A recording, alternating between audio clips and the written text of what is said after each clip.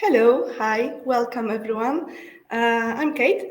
I'm happy to have you here all. We're going to discuss a little bit about optimization of 3D printing cost through powder management.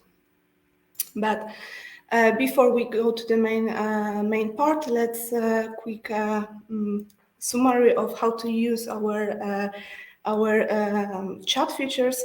After the presentation, we will have a Q&A session, so make sure to drop your questions using the question feature. You can upvote those questions asked by other people to let us better find them. And if we won't be able to address all your questions or concerns, we will make sure to get back to you via emails. So, I'm Kate, I'm from the sales team. Together with me today is Grzegorz Konwalinko, our support specialist, and from the shadows, Anna Rola from our marketing team helps us moderate this event for you. Before we move to the main topic of today, I wanted to briefly introduce a company to you because I know that not everyone of you might be familiar with us, so Synterit. We are a manufacturer of SLS solutions since 2014. We are already hitting the market with our third generation of benchtop solution, and our first industrial printer is also coming in soon. Okay. What are we going to focus on today? We will briefly tell you what is the SLS technology, its characteristic, and what is best for. We will tell you about the differences between the post-processing across the most commonly used 3D printing technologies. We will later tell you how to manage a SLS 3D printing process, what is the safety of powders, and how to optimize the workflow with part of our solution, which is powder handling station. So, what is SLS? Grzegorz, can you tell us a little bit about this? Hello, everyone. I hope you can hear me well. So, what is the SLS? SLS means selective laser sintering. And what we do, actually, we play with the powder. How we do? In our solution, we have two beds, feed bed and a print bed. On the print bed, by the laser beam, we heat up the powder on the object area, and then the recoater put another layer of the fresh powder from the feed side to print side. And then, with many layers, we receive the object. Okay, what we can get from the SLS? We are famous because we don't have the support, like if we can compare to the FDM, very popular 3D technology. We don't have the support officially, but in our technology, our support is the powder. But we can say we don't have the support because this powder is very easy to remove on the post-processing. We can also get here in the SLS really internal geometry printouts. We are able to get grid dimensional accuracy. And also, my favorite, I was very impressed when I joined Synterit, we are able to get moving parts which are printed at once, already assembled, so you don't have to assemble later on, just you get moving parts assembled, as I said, printed at once. We are also able to get really nice detailed with the high mechanical properties printouts which can work together later on. And also, what we are famous that we have also the powder which the elastic powder which you can get the elastic printouts also using our solution. So as a summary, what is the advantage of the SLS? The high productivity because you are able to use the all print area our solution is easy to use because after a short training you are able to get really nice results. The printouts has a great dimensional accuracy and mechanical properties. You can also get the flexible printouts. You are able to print moving parts which are assembled, printed at once, where you are not able to get this kind of the printouts from any other 3D technologies. And also easy post-processing, because you can imagine the powder from the prints are very easy to remove. And the good thing is that you are able later on use this powder which will remain after print process. What is the differences between post-processing across the most popular 3D printing technologies? Kate, please tell us about it. Sure, thank you, Grzegorz, for this short summary of the SLS. Let's get to the differences. Most commonly used technologies are FDM, SLA, and SLS. What is important to remember when talking about the powder management, cost effectiveness of using, is also part of the post-processing. So in case of FDM technology, this is a characteristic part of this technology is that we have to use the support structures to print a proper object. Removing those support structures quite often leaves marks on the surface. Additionally, all those support structures are waste of the material. The post-processing itself of already, let's say, almost ready object is quite time consuming, as we have to rinse parts, we have to vapor smooth them, depending on the geometries and the complexity and the size of the part. It can take up to even few hours.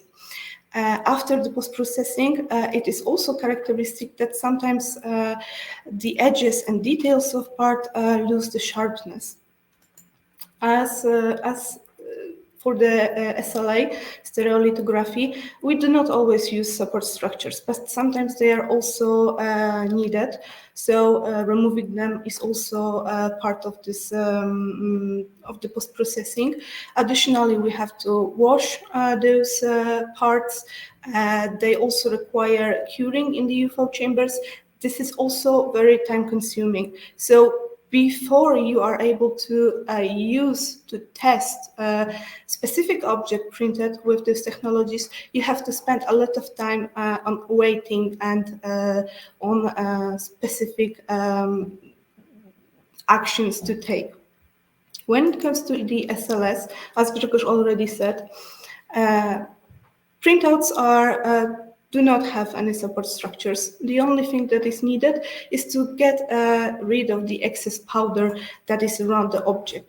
To do so, we can use either just few brushes, do that manually, or use sandblaster to sandblast the part. Because of the simplicity of this kind of solution, of this kind of post-processing, we have a final part ready for testing in just a matter of minutes. What's additionally, also Grzegorz mentioned that there is no waste on material, so all the material is supposed to be reused. To have the final part, there is no need for any specific devices, any specific additional machines. Only sandblaster, which is recommended, but not always needed. So, Grzegorz, how about the managing of the SLS printing process? Can you tell us a little bit of it? Thank you, Kate.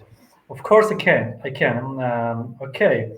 Here on this slide, you have the example of the tree arrangement of the models in the printing area. And you must know one thing here. When you arrange the models, actually the powder management starting here in our software. Yes, because you need to work with our software to prepare the file for a printer. And here you have three examples. One example when you put one model, second when you put two models, and the third example when you place as many models as possible. And here, what we do after print process, we need to refresh the powder which is around the models. So if you put many models, then less fresh powder you need to add after this process. So more models, less fresh powder. We are also famous that we are no waste technology, which means because this is a recycle, we always use that powder which remain after print process. How it works, that powder which we use it, you need to mixing with the fresh powder, and that mixture become a print ready powder, which is powder ready to use for another print. And we can do this countless times, but we need to know that we need to refresh the powder after each print process. This is the example how the powder refreshing ratio looks like in our most common material, PA12 smooth. So the powder which remain after print process is 78%, and we need to add 22% of the fresh powder. Then we have 100% print ready powder. But no worries here. This is only the example because you don't need to do a math or do any calculation. The Synthetic Studio and later on the printer on the touchscreen will inform you what exact amount you need to add to the remaining powder in the printer. What about the powder? Is the SLS printing powder safe to use? Kate, please help me with that. Sure. Of course, we're dealing with plastic materials, powdered materials. Most of them are non-toxic. However, we recommend to use personal protection to make sure everything is safe and healthy. To do so, we recommend to use protective glasses, gloves, and dust mask. That is what is actually required to work with SLS powders. Nothing more. What is additionally important for the powders is that they are highly hygroscopic, so make sure to store them in special containers such as those that we deliver with the powders in, like plastic containers or metal buckets. Keep them dry, keep them sealed, and store them in a dry place to avoid absorption of the humidity from air. Additionally, make sure to store materials away from the fire. So that's it when it comes to the dealing with powder itself. And now the powder handling station. Why is it part of our solution?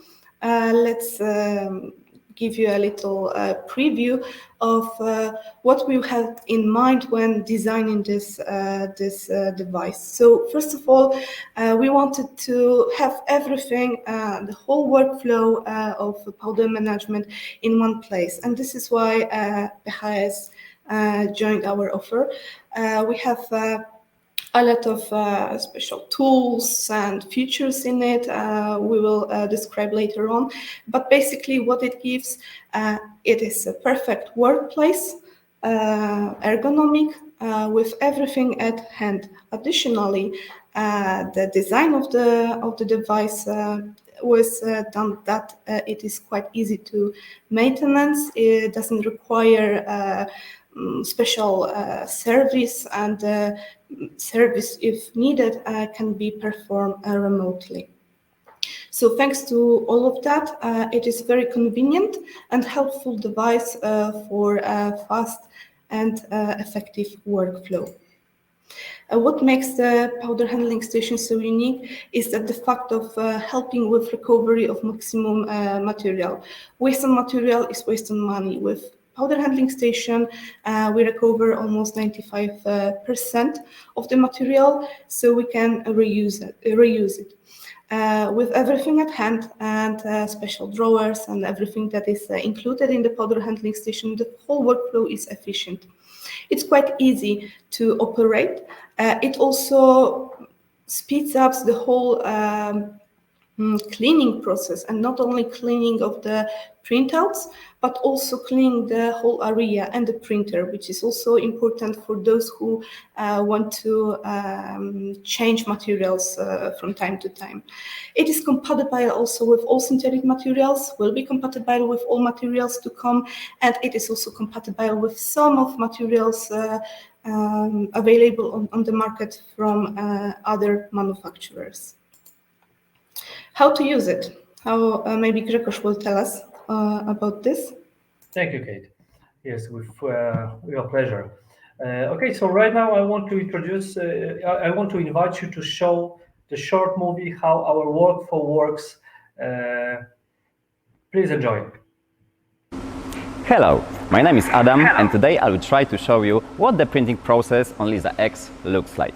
Let's start with the printer itself. The interior is similar to the Lisa Pro, but the main difference is the size and layout of the galvo. Here we have a feed and here printing area. Now we fill the printer with the powder and we can start printing. It's really that simple.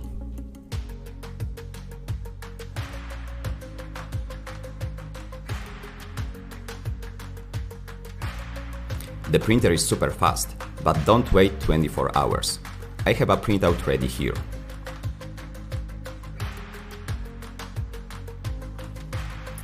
Collecting printout with an I/O box is similar to the process on Lisa Pro. Just grab the printout and take it to the powder handling station. Time to clean the print. The wonderful thing about SLS is that all you have to do is clean the printout. There are no supports and chemical treatment. All the powder goes to the station and is automatically processed. I saved your time. But sandblasting is very easy and only takes a few minutes. And here is finished printout. Thank you.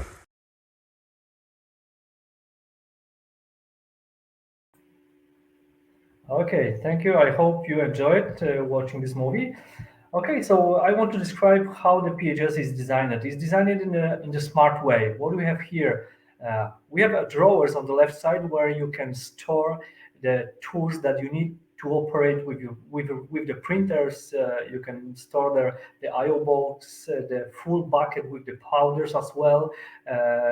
You can store the exploitation parts or something. You have also here in the powder handling station we have the control panel, which is simple and guides you step by step how to clean, how to depowdering the printouts from the cake. This is also the process which is saved in the control panel. Here on the right side we have a sieve module which include the vibration module and the bucket and the cyclone separator. We have a table which we call the powdering zone. This is the place where you put the cake from the printer.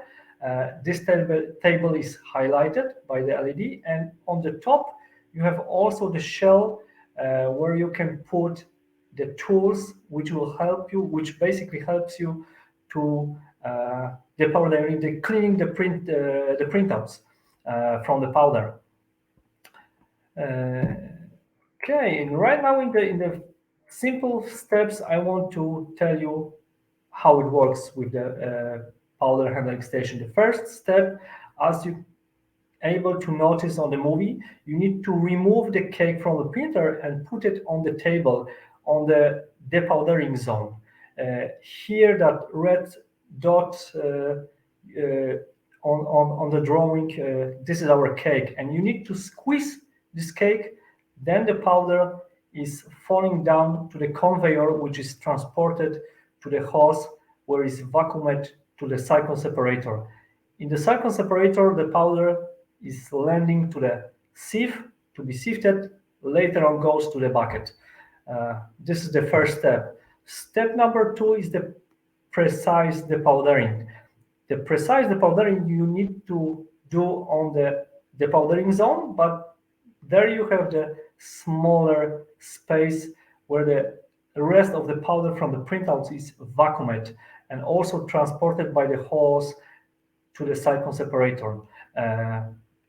Step number 3 is just to sandblasting. Yes, because we need to do the sandblasting to get final printouts without any unsintered powder. Step number 4, this is what we do with the powder handling station. We'll clean the printer. This is simple because the only thing what we need to do is just pull out the handle, put the nozzle that we want to use, and just vacuum the powder which remain inside the chamber after print process. Also, the step number 5 is we need to refresh the powder with the amount which printer on the touchscreen tell us what amount we should put to the powder handling station, and we also put this fresh powder to the depowdering zone where the powder is falling down to the conveyor, which is transported by the hose to the sieve as well, and later on land in the bucket. I want to also mention one thing, because on the drawing maybe you can notice that here we have also the ATEX vacuum cleaner, and this is a device which works with the powder handling station. This device gives you under pressure on the system. So without ATEX vacuum cleaner, the PHS will be not working.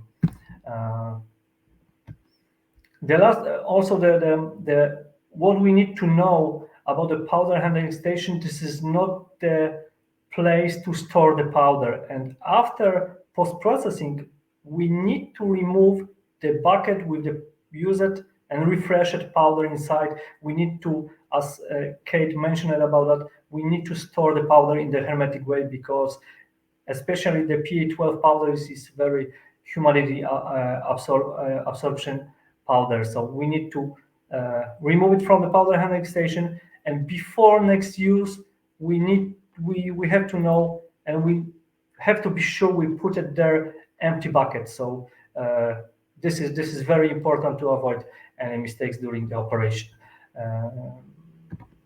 Okay, is it possible to save money with the PHS? Kate, how do you think? Well, what I think is nowadays time is money and money is time. So as much time or as less time we spend on additional work gives us more advantage over everyone else. So how powder handling station helps saving money is first of all for saving time. For sure, as all the workflow, everything is in one place, is semi-automated, and is quite convenient, and doesn't take too much time, of course. Additionally, by recovering the material, we recover also kind of savings. Cleaning, collecting the material is super fast, especially when compared the whole workflow or post-processing and powder management to post-processing in case of different solution. With powder handling station, each step of powder management is covered, and the workflow is super convenient.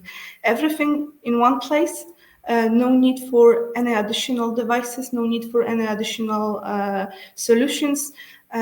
This is how I believe powder handling station helps save money and time. Well, I hope you enjoyed that, because this short summary is end of our presentation. What I wanted to tell you is that if you have any additional questions about the technology or our solution, if you'd like to consult something regarding SLS with us, don't be afraid. Contact us. You can use the email address presented on the slide, or you can visit our website, talk to us via our chat, or just simply call us. We will be happy to help you with everything, of course, if we will be able to. but I know that with the number of inquiries we already have, there's not, most of them are pretty answerable, let's say. So now time for questions. Anna, can you please help us? Okay, I think this is kind of a technical question. Grzegorz? Yes, I think I should be able to answer that. I do my best. Yeah, this is a Q&A session, so I just want to tell that you can ask us whatever you want regarding our workflow, our solution. This is, I think, most important part of the whole webinar, I think. Okay, so what is the, thank you for this question. What is the dimensional accuracy tolerance you can get from the sintered SLS? So this here, I think we have 3 questions, right? What materials can you use? How would you compare SLS and MJF? Which one is better and why? Okay, so should I answer for all these questions, or I will start from the first one? What is the dimensional accuracy tolerance? To be honest with you, this is depending from the many factors, how you put the models in the print area, but and also because SLS has some limitation, which means, for example, this is only the example, if you want to print a circle shaped model, and this model is quite huge, big in size, which means fill the full bed. When you place this model on flat, there is some risk that model will go rough, which means then the accuracy will not meet your expectation, I think. So then the solution is you need to tilt this model because then the shape overall is better, but also this is the limitation actually of the SLS because this perfect, let's say perfect circle shape will receive a little bit oval. So this is the, so there is many factors. If you want to exactly find out what the accuracy we are able to get from your sample, you can contact us after this webinar by our website. Tell us what exactly you want to print, and then we are also able to print this sample for you, and then we can send it to you, and you can check by yourself what is the actually accuracy made by our solution, by our printer. Okay, what materials can you use? We have many materials. So Kate, maybe you can help me with this question. What Sure. materials can we use? Of course. So currently, what materials we use? Of course, the powder materials.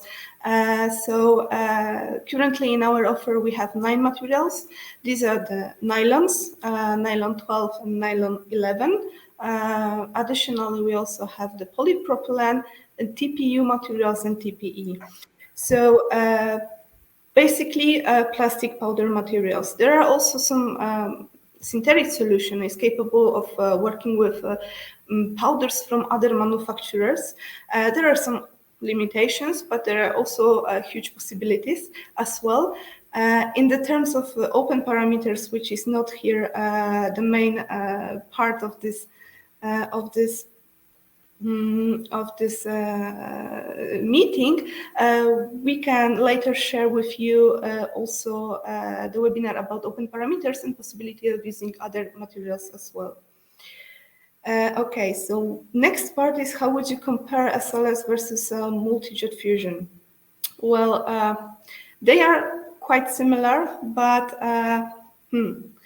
multi-jet fusion uses much more expensive, I would say, materials, and it is a little bit more complex technology. With SLS, everything is rather simple, and getting the printouts, the final printouts, is quite fast and rather simple. So, which one is better and why? This is a difficult question because none of the technology, additive technology, is better for or worse for everything. Each technology has advantages and disadvantages. If you have a specific application in mind or are considering which one would be better for yourself, let's catch up via email and discuss your needs exactly. Well, I hope this was... Yes, exactly. This is, can you have right, because the best, if I can advise you, you can reach us and also reach the HP company, and then maybe, because what could be better for you, the quality or the material that you can use in the solution you so please contact us if you are interested, and then we can help you with this, and you can compare it by yourself. So I think this is the best idea. How long does it take to print a part, including printing setup time? Okay. Kate, do you want to answer, or I should answer this question? Truth to be told, I believe you have more experience with working with the printer itself. So yeah. Okay. So you answer it. Yeah. So additional question here: how big this part it will be, and because arrange before you start with the solution, you need to start from the software, as I mentioned it before. So if you want to print one part, then arrangement in the print bed is very quickly, because there's only one part. It doesn't matter. It must fit, because let's say you need to follow some rules when you're positioning the models in the bed. But if you have one part, this is pretty easy. So setup, let's say, it should not take, of course, if you use our powders, because one thing I also want to say, that we are open system. So let's say you can also use the custom materials, and then you need to put a setup for these custom materials. But if you use our material, you have one part, it should not take more than 15 minutes, 15 printing, even if that part is big, which means in the Z-axis, this part fill the print bed to full, it will be not more than 24 hours for the printing process, and the post-processing, as we mentioned it together before, it should take about 40 minutes. So let's say you are able to get printout in hand for another day. Am I right, Kate? Yes, you are, especially with the Lisa X, so our fastest printer. The final part, final design, or a prototype can be is available for testing within like 24 to 30 hours. If we talk about the full size of the part, yes. If we talk about the small part, of course, I'm talking about the Lisa X. You can get this part in the same day. So.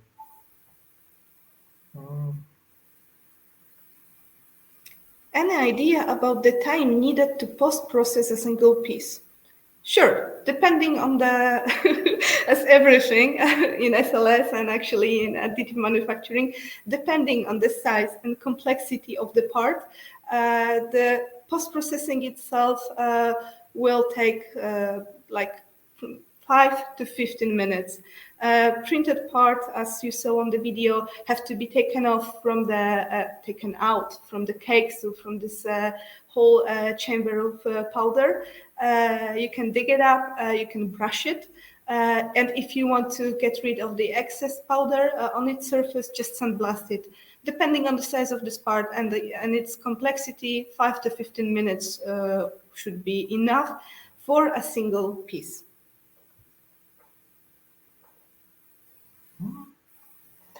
Do we need to clean the printer completely after each print? Yes, you do. Yes, you do. You need to clean completely the printer after each print, because you need to collect the powder. If the powder requires refreshment, then you need to refresh. And as I said, you need to collect the powder from the printer. So yes, you need to clean the printer completely.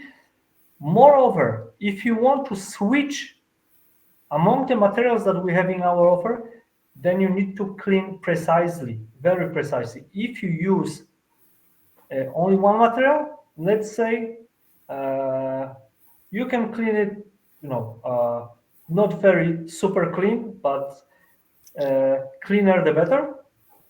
But yes, you need to clean completely after each print overflow bin as well. I think, can you please show that question once again, Anu? Because I think it's quite worth mentioning that all the cleaning area in our printers are easily accessible. So as it was presented on one of the pictures we showed before, everything in the printer that requires cleaning is easily accessible, and with the help of the powder handling station, you will need only 5 minutes to clean the printer itself. Okay.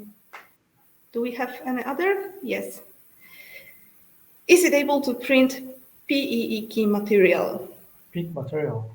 No. Not, but we do have quite interesting alternative for this kind of material. We do have PA11 carbon fiber, which has great mechanical properties. So depending on what would you need this specific material for, we could advise you to consider using PA11 carbon fiber. If you have, once again, a specific application for in mind, drop us a line and let's discuss it. Maybe we will be able to advise a little bit more on that. But this specific material for the time being is not compatible with our printers. Thank you.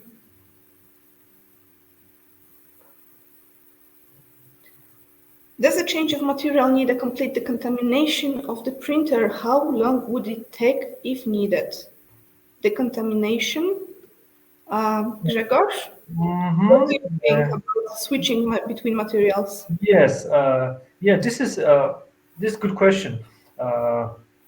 If you want to switch between materials, yes, as I said before, you need to clean more precisely. But for our users' convenience, we have a special mode, special function in our printer that actually will guide you step by step what you need to clean and replace if needed if you switch between materials. Because, example, if you print with the material with the higher melting point and then you want to switch to the material which has lower melting point, then let's say you don't need to clean very precisely, because that even if that material which remain in the chamber will not go melt.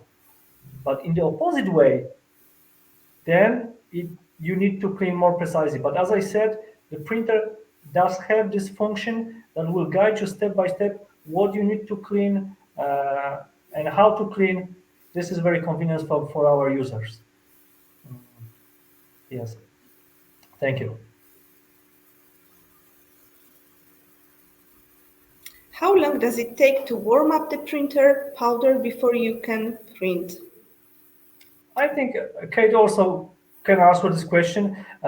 Yes, because the whole print process is divided for the 3 stages, I would say. The warm-up, the active printing, when the laser actually sintering the powder, and the cooling stage, when the laser doesn't work and the powder is cooled down. Warm-up all the time takes about 1 hour. If the material if the melting point of the material is lower, then should be faster, but more or less it will take about 1 hour. But this time is also included to the printing time when you prepare the file for the sintery. So you actually you are informed how the print process will take pretty accuracy. So thanks. how many number of times we can keep refreshing the powder? Will the material go dead at some point? This is again a question for you. Thank you. Okay. Not so much for me. There is actually no number of times. This is a recycling process, and the only thing that you need to know and be aware of that to keep the material. I'm talking about the P12 because this is our common material. You need to keep this material in good condition, because when this material will absorb the water from the air, then the quality of the prints is just falling down. So this is the thing that you need to consider, how you store the powder actually. The number of refreshing is countless, I would say. Thanks.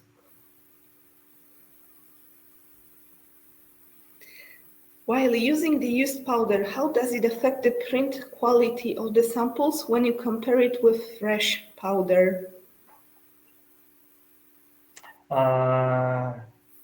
While using the used powder without refreshing, or because this is the question, this is the additional question. I think the intention was what's the difference between the quality of printouts when printed from the print ready, as we call it, powder, versus the fresh powder itself. That's how I understand it. Because ingredients of the fresh powder is a little bit different than the print ready powder, let's say. So the printouts from the fresh powder can be a little bit stronger, but the quality is pretty similar. So, but if you want to do a test, I would say if you want to print with the fresh powder and later on with the print ready powder, probably you will notice a difference with the quality, but it will be not a huge difference.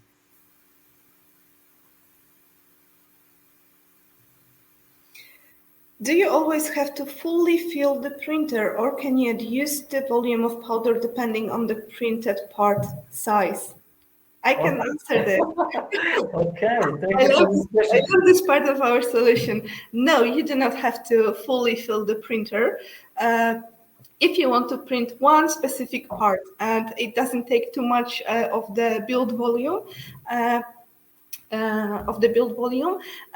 upon preparing the project, the file for printing, after sending it to the printer itself levels the volume or the height of the printing and feeding bed to this project specifically. So from this point of view, we do not have to always use the full build volume. But of course, in terms of cost effectiveness and in terms of cost effectiveness, it's better to use as much of the build volume as possible. So if you have multiple projects, several, or prototyping one specific part and want to test several iterations with some slight changes, you can fill the build volume with multiple parts, attach to each of them different settings to experiment or to check the final results and use the full build volume. But this is not required. It's not mandatory to use it. I hope I answered this question. Regarding heat dissipation during printing, how does the printer handle this problem? Should I design supports to have better heat dissipation? I see word support, and I have in mind that there's no need for support. This is yes. What I don't think I don't understand correctly. I think this question. What do you mean regarding heat dissipation during printing? I believe it is related to the temperature distribution in the printing chamber. Should I design supports to a better heat dissipation? I don't think so. I just want to. I try to answer this question because how it works on our side. Each printer, basically, which is shipped to the customer, is calibrated, is checked, is tested by our experts about this question. Because yes, the SLS, we have to tell this, SLS is super sensitive for the temperature, and this is also what we do before we ship each printer. We calibrate it. This is pretty complicated process, and we check if the printer meet our standard, our sintery standard, and then I think no, you don't need to design support to have better heat dissipation. Basically, when you receive the printer, you should be able, using our standard powders, get really nice results without extra settings or design supports or etc. Do we have any more questions? I guess that if you change material, you also need to clean the powder handling station, not only the printer. Am I right? Okay, would you like to answer this question, or should I? I can take it. So, yes, you are right. If you want to change material, and if you want to use material that, for example, also require refreshing, you should also clean the powder handling station. However, from our perspective and from our experience, we know that most of users of powder handling station work with only one specific material. Therefore, there is no need for cleaning the powder handling station.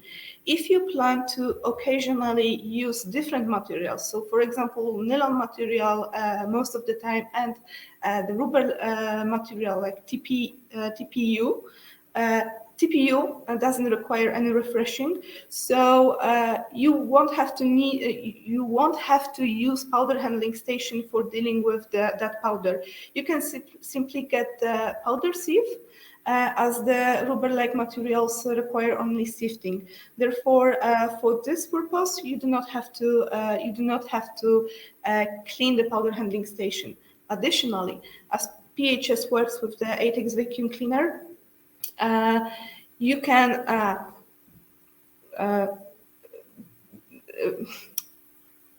plug it off from the powder handling station and use just a vacuum cleaner to clean the printer to not contaminate the powder handling station. I'm not sure if I use the proper word for that, but I hope that you get the idea right. Thank you. Okay, I think we are... Is it all for today? Okay, let's make it quick. As asked earlier about the effects of used powder to fresh powder, TQ for the response. What are the effects of mechanical and thermal properties on the printed sample by used powder? How much percent do they vary when compared to fresh powder printed samples? Well, I can answer, or if you want to. Okay. No, please go ahead. I don't have numbers in my in head, so if you can, then please go ahead. Yeah, it is hard to actually answer this question. What exactly the mechanical properties is and the thermal properties of the sample. You use the used powder and the fresh powder. But if you're really curious about that, we can also do this test for you. If you have the specific sample, you can send to us as well, and we can do this test for you. I think this is what we can answer right now. This, I think, that the best also will be for you. Okay, I believe we are close to the end of today's session. Kate, I just wanted, because I remember that the first question when was the question compared SLS and MJF and which one is better? I have the answer for that. Our is better. Thank you. Thank you very much. Also, thank you for this contribution in this webinar. Also, I see on the chat that Adam on the movie doesn't have the mask on the face. Yes, that's true. Because yeah, should have mask. Should have mask. Basically, we recommend to wearing the mask, but this is that was the marketing movie. So please forgive us this mistake. But yes, we recommended to wearing the mask if we play with the powder just for healthy. So this I want to mention it about it. Okay, so thank you very much for your attendance. It was a pleasure to have you here to talk to you. You had very insightful questions. We'll make sure to get back to you via emails as well. If you will have any additional concerns or doubts, make sure to contact us. We'll be happy to help, advise, and perhaps some nice, interesting business case can occur in the future. That's it for now. Thank you for your attention. Thank you. Yes. Take care. Have a nice day, afternoon, morning, wherever you are from, and see you next time.